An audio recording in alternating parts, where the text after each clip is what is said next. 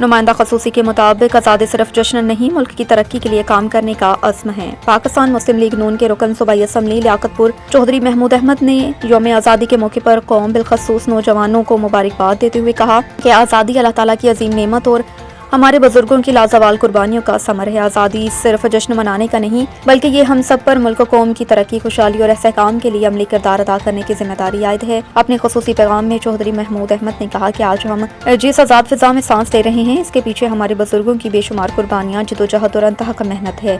پاکستان کا مستقبل نوجوان نسل سے وابستہ ہے۔ نوجوان علم حاصل کریں، مثبت سوچ اپنائیں، محنت اور دیانتداری کو اپنا شعار بنائیں، اپنی صلاحیتوں کو ملک و قوم کی خدمت کے لیے بروئے کار لائیں۔ چودھری محمود احمد نے کہا کہ آج ہمیں سیاسی، لاسانی، ذاتی اختلافات سے بالاتر ہو کر پاکستان کے مفاد کو مقدم رکھنا ہے۔ پاکستان مسلم لیگ نون کی قیادت اور کارکنوں ملک کی ترقی، عوام کی خوشحالی کے لیے اپنا کردار ادا کرتے رہیں گے۔ چودھری محمود احمد نے اپنے پیغام میں کہا ہے کہ خوشحال پاکستان ہی ہمارا عزم اور ہمارا مستقبل ہے۔